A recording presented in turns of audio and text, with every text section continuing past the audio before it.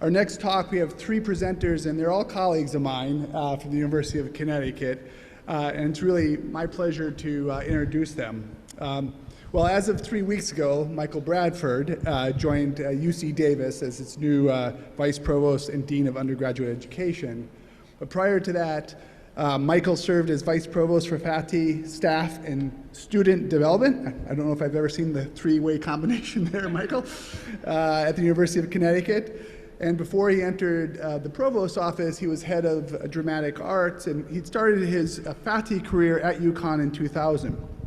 Michael is an award-winning director, producer, and playwright, and he has staged plays across the world, from New York City to the United Kingdom to Romania and Spain. He's a 20-year member of the Dramatists Guild of America, and Michael is also a military veteran, having served in the U.S. Navy for 10 years. Joining Michael is Sarah Croucher. Sarah, who serves as now the Director of Academic Policy and Faculty Affairs at the University of Connecticut. She drives a number of key policy initiatives on behalf of the Provost and the Provost's leadership team. Sarah's roles prior to UConn span public policy and academia, including several years as Executive Director of NARAL, Pro-Choice, Connecticut, and 8 years as an Assistant Professor of Anthropology, Archaeology, and Feminist, Gender, and Sexuality Studies at Wesleyan University in Connecticut. And last, but definitely not least, is Jennifer Lease Butts. Jen serves as the Associate Vice Provost for Enrichment Programs and Director of the Honors Programs at UConn. In this role, Jen is responsible for policy, strategic planning, curriculum, personnel, alumni affairs, and fundraising for honors and enrichment programs. She chairs the Honors Board of Associate Directors and works closely with faculty and administrators in all schools and colleges. Don't worry, I'll leave about 5 minutes for their talk. And finally, prior to joining UConn in 2003, Jen received her PhD in Counseling and Human Development and Student Affairs Administration from the University of Georgia. Please join me in welcoming them.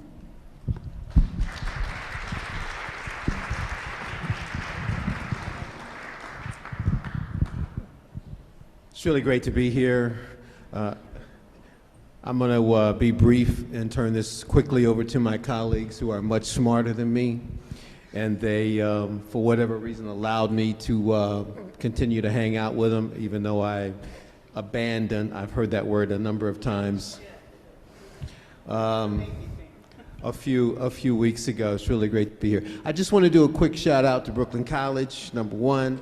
Number two, as a director in the rehearsal space, the most important job is to see the actor, to see and listen intently to everything that they say and do. You can't be worried about the next moment. You can't be worried about scheduling the next rehearsal.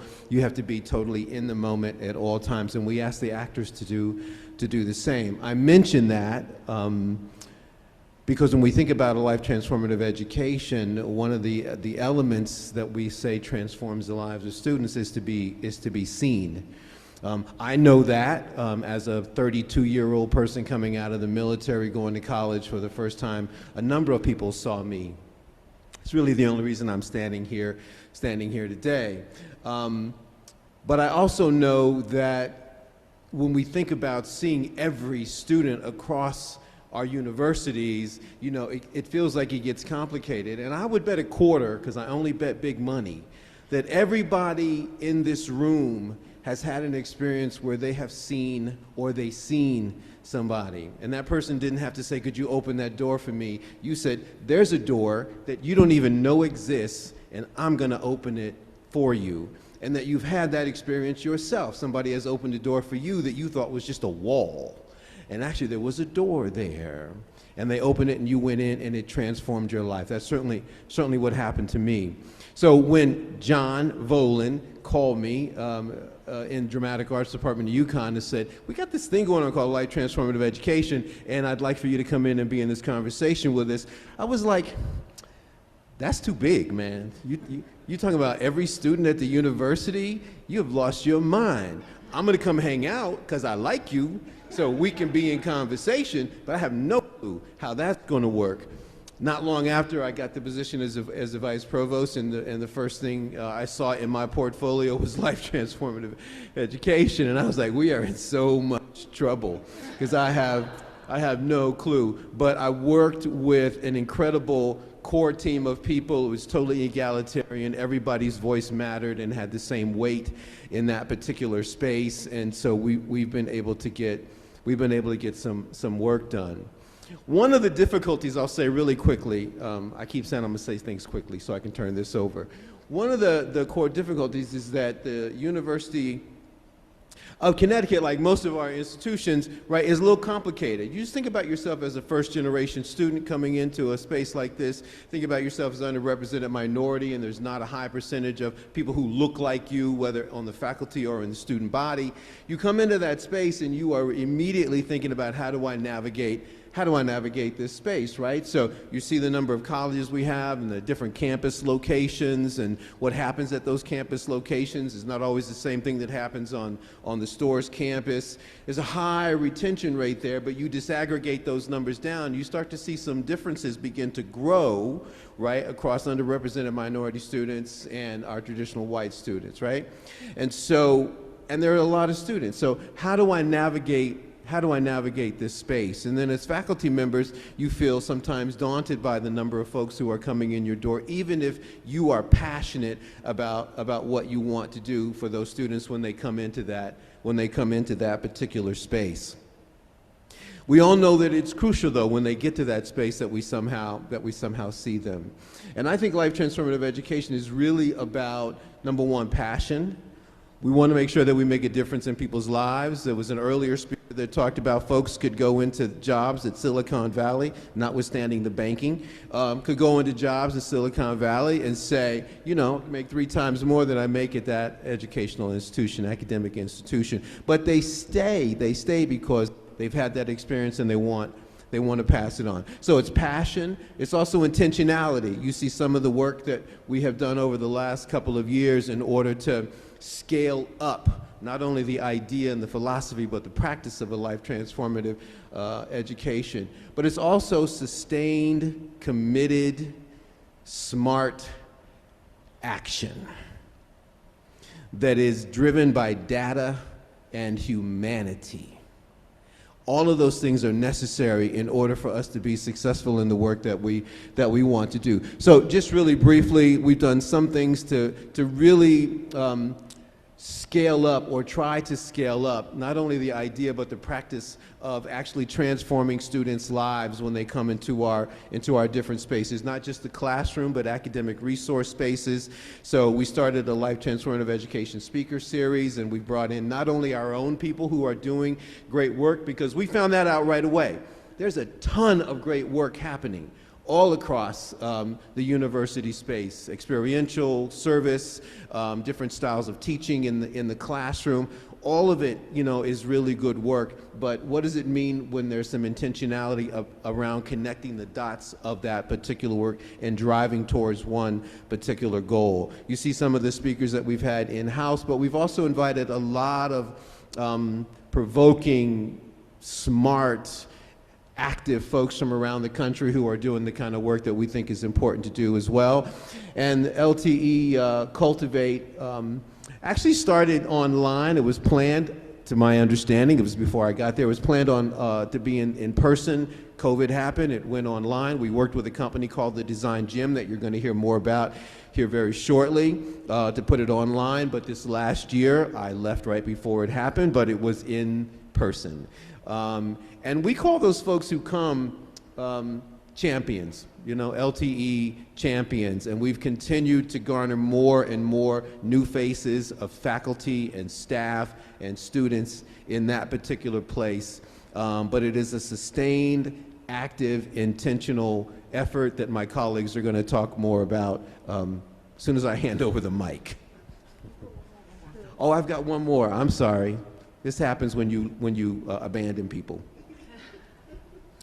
One of the ways in which we wanted to scale up this idea is to create what we call the LTE guiding principles. And the LTE guiding principles are not a designation you put on the back of a class to say this is a quote-unquote LTE class. It is a way of thinking about how we create the work, a set of frames to think about how we create the work. And so the principles cover issues around diversity and equity, not equality, but equity, covers principles around the importance of service learning. Are all students financially capable to take advantage of the service learning opportunities that we want to put in front of them?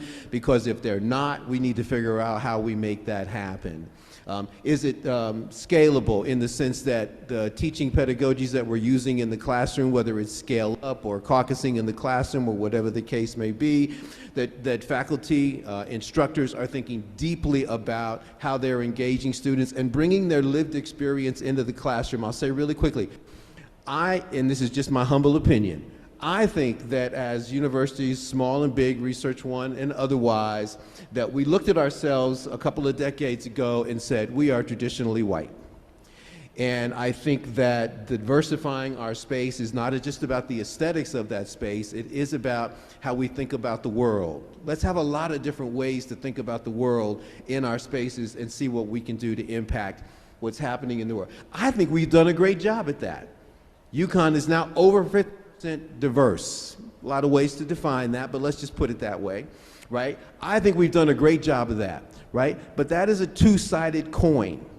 One side of that coin says, great, we look good, our campuses look good. You walk across, you hear a lot of languages as you walk across the campus. The flip side of that coin is what somebody talked about earlier, which is you've been teaching that chemistry class since 1980 and you've been using the same syllabus. Trust me, my dear brothers and sisters, that's a problem, right? Already those folks are coming to the university, our colleagues, underrepresented minority students, feeling like, I don't know if I belong in this space that has traditionally not been a space for me.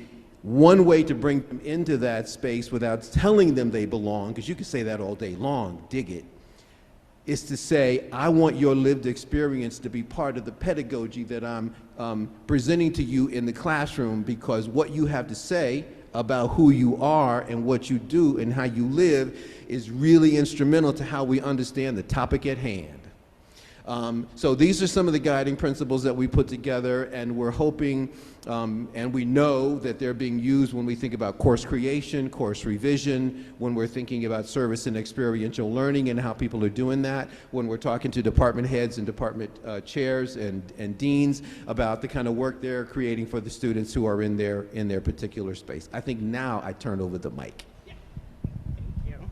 Thank you. So, one of the things I've really loved and appreciated about our time here today is that we've heard a lot about student interventions. And so we're going to take this in a bit of a different direction, because what Sarah and I are going to share with you are things that we have done specifically for our faculty and staff. So these are professional development activities, workshops, trainings, design sprints, all kinds of different examples that we're going to give you. But part of our notion from the beginning about this whole LTE principle was that if we wanted it to work, it had to be a culture change at UConn, and we had to get people to buy into that culture. So, so we started, as Michael mentioned, with the Design Gym. So this was first born out of necessity, our in-person April 2020 big kickoff LTE event. It did not happen, right? It didn't.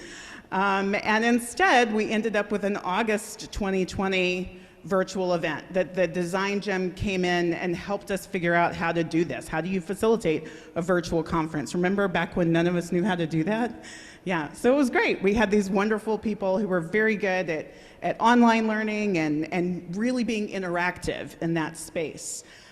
Their real bread and butter, though, is in what they call design sprints. So really using design thinking to try to engage, ideas, activities, get people into thoughtful and creative spaces where they are both exploding things, expanding ideas, but then also refocusing, bringing them back in and getting to those action steps of points to move forward, points of congruency. So one of the first things we did was, as an LTE core team, so there are 5 of us, our 2 other colleagues are Tom Scheinfeld and Nisha Hardnett, and other people. John was part of the core team before, and Michael recently, not part, but fine, we still love him. We sat down and did a strategy sprint.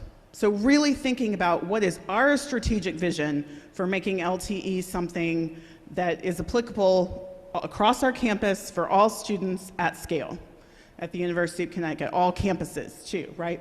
So this is just it's a snapshot, right? It's a snapshot of our time together. You can see us all, like Sarah's hair's longer, I'm in my sunroom, right? You can see everything there. But this is an example of some of the work that we did with them. They used Miro, which you might have seen ads for. It's an interactive sort of white platform.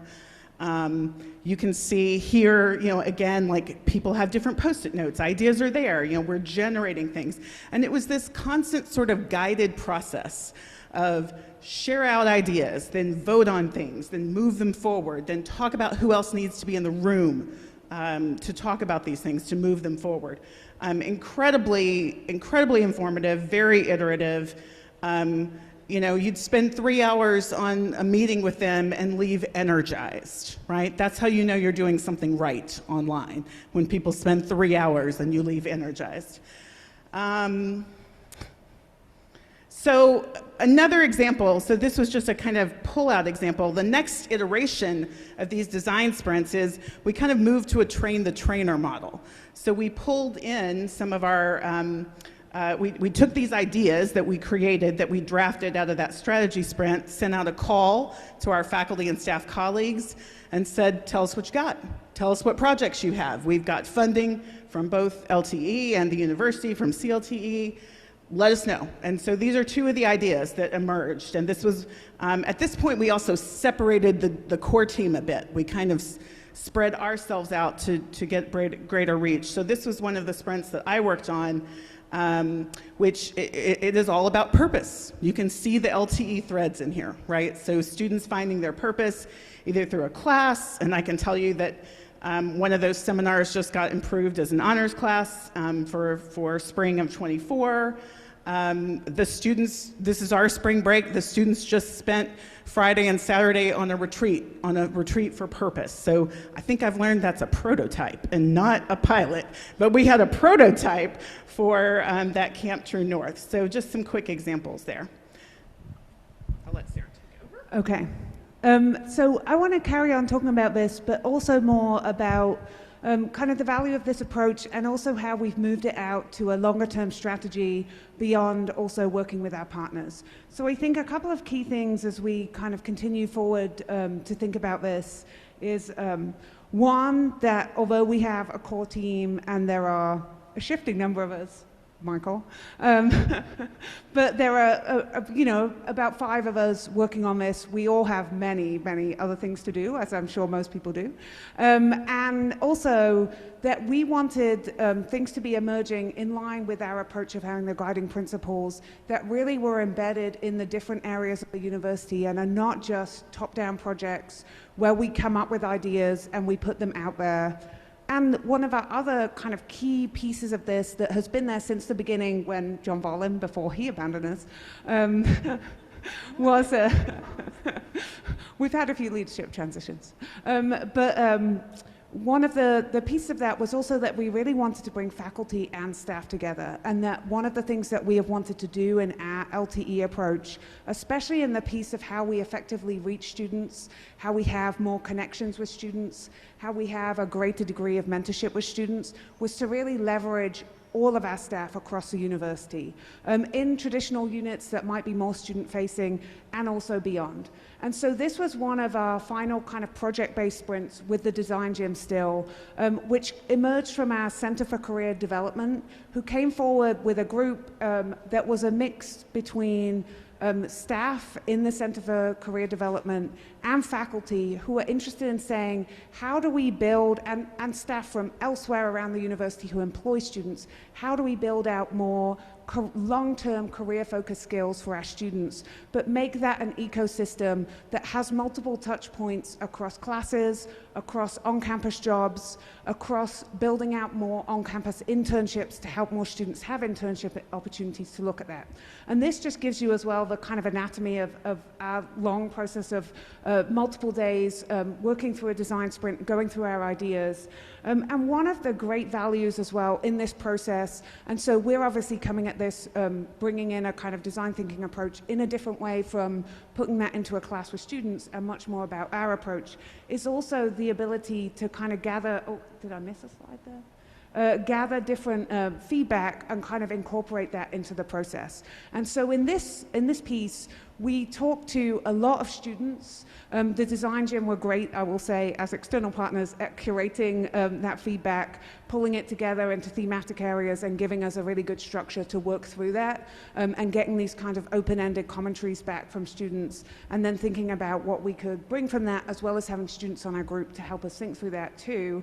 But also then we went out and we talked with other staff and with other faculty, especially as we kind of prototyped different ideas to think about what that meant. And so one of the things that we came on this was the need to be very flexible around offerings that help students develop skills so that they could fit it around, as we've talked about in other contexts today, right? The multitude of other things that are pulling their time away, and also the kind of openness to exploratory spaces where they might be interested in building skills and feeling like they were had a great degree of kind of career readiness, but also that they could do so in a way that didn't say, like, you have to know what your job is before you go out and do these things.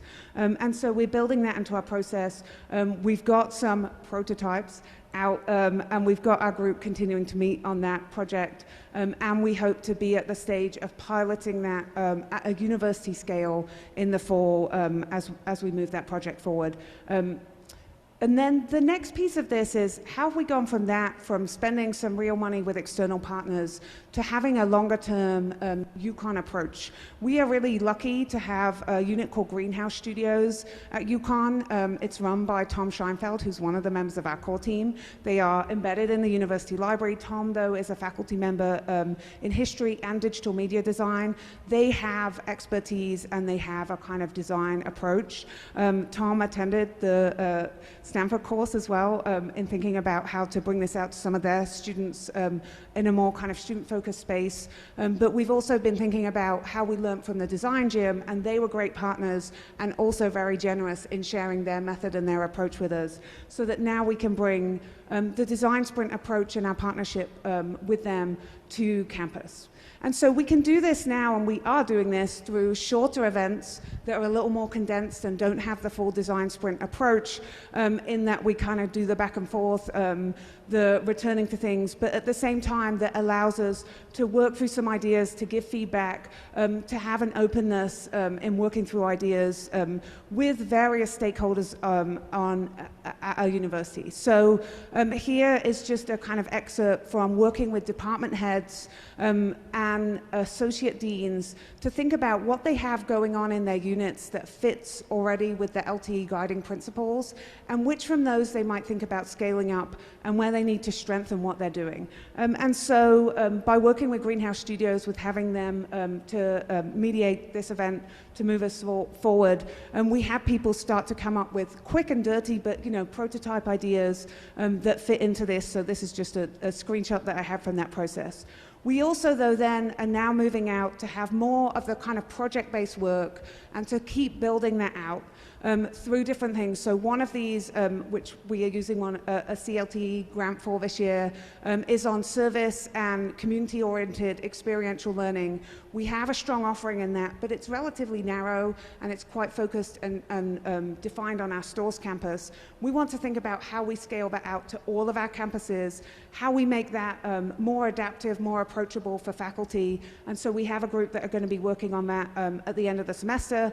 And we have probably our most fun project, which is about brewing. So we have members of our faculty who think about the science of brewing, right? Like how they can support microbreweries. But then we're also bringing in business, right? Like how can you market brewing, and design as well, right? Like how can we bring the creative side into this to bring a diverse team together, again, to scale something out that had something there that's really potentially engaging for students, and to think about how we can build that out to reach a much wider array of students and to make it more interdisciplinary. And so that is the end of our presentation, and the end of our kind of approach. I think Jen is going to have the last word, and then we'll take your questions. Yeah, so while people are thinking of questions, the only other thing I wanted to mention, because I think it fits so well with our keynote just now, the thing that was resonating with me as I was listening today was that, you know, part of what we're doing here is we're trying to build community for students. We're trying to help them belong. We're trying to get them engaged and excited. And it's really hard to do that if the people you're asking to do that work don't feel those things either, right? And in my background as a counselor, right, like you go to therapy if you're a counselor, right? That's part of it. You've got to keep yourself well in order to make others well, right? And so I think that's been a real positive that we've seen, you know, that people, for example, March 2nd, we had our third Cultivate. People left and they said to me, I feel hopeful today, I feel energized, I feel optimistic. And let me tell you, that's not the common thread I'm hearing on campus today from our faculty and staff. So I do think that, you know, infusing some of these creative ideas and, you know, and again, building that culture around these LTE principles is important for everyone. We're all in community together at a university. All right, for real, no more talking, questions. And I will wait, because I'm a counselor, right?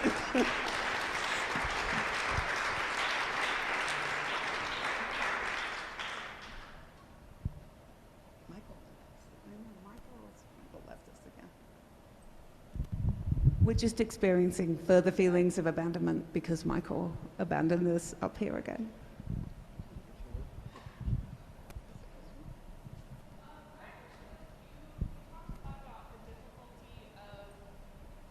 Bringing faculty and staff together, and I think it seems to me across higher education that is a challenge. What were your successes and what were your challenges? Like, what did you find helped drive that for you? I mean, I'll talk from the project I've been more involved in, because we kind of split around some of the project-based work. I mean, I'll say that our core team does it pretty well, but within academic affairs. I think one of the successes has been having spaces in which we explore ideas together and that are set up as a space for working as equals. And we've had students in all of these groups as well. I don't think we emphasize that enough. And we make sure that we have students involved and engaged in our projects. And so the career focus one, for instance, has a really good conversation across staff who employ students, staff who are student-facing, and faculty. What we find then, though, is that project in particular has kind of different elements to it, and so we still tend to kind of break off in kind of like, what are we going to do in each of the areas? But we're then pretty good at coming back together. So I think some of the kind of like, what kind of work do you do, is still a challenge in that people do different things, but we can still enhance what we do and make it more cohesive for students by kind of having that back and forth and designing things together. Yeah, and the only thing I would add to that is every bit of planning we do is planning for how is a faculty member in a room gonna you know, resonate with this material, how's the material gonna resonate for a staff member. So for example, our last speaker was Christina Katapodis, who does a lot of great work on new learning in the classroom, very curricular based. And one of the first conversations we had with her was, now talk to me about how those principles are going to apply at an advising appointment.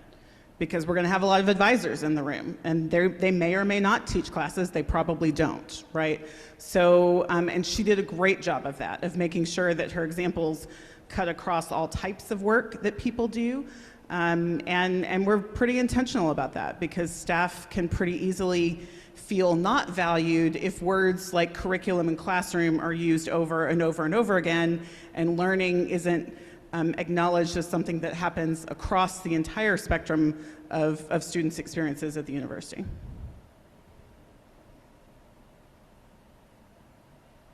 Okay. Good. Okay. I think you're up, John.